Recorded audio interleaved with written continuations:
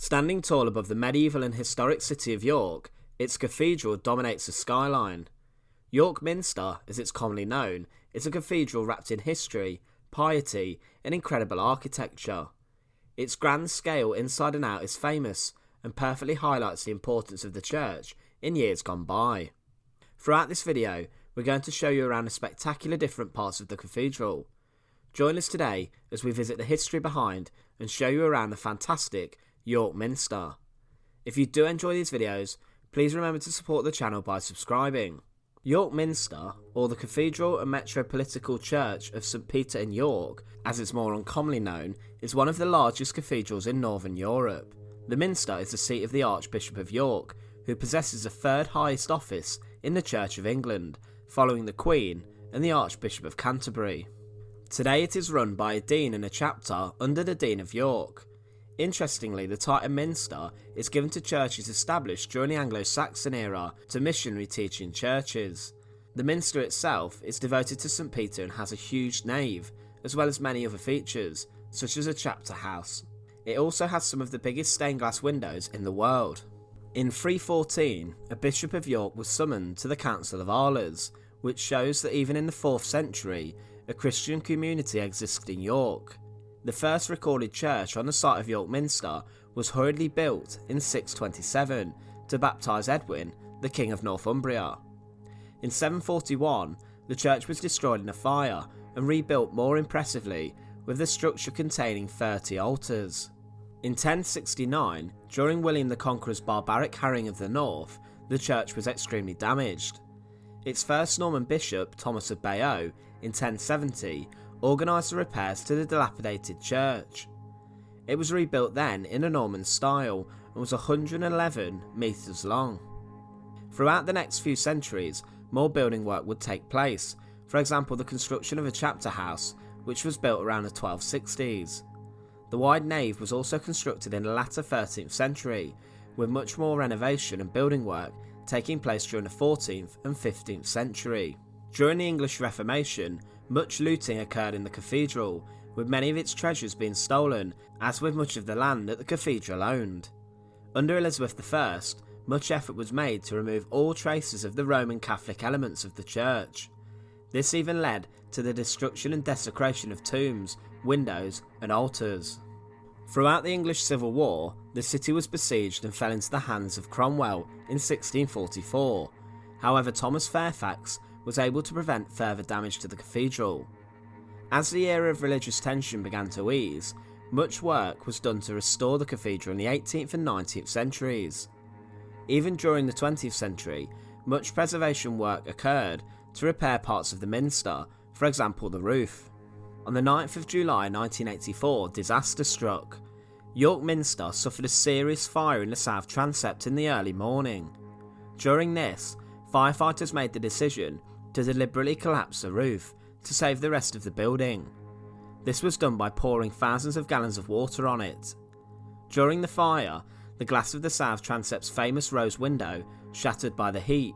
The investigation showed that there was an 80% chance that the fire was caused by a lightning strike hitting a metal electrical box on the roof.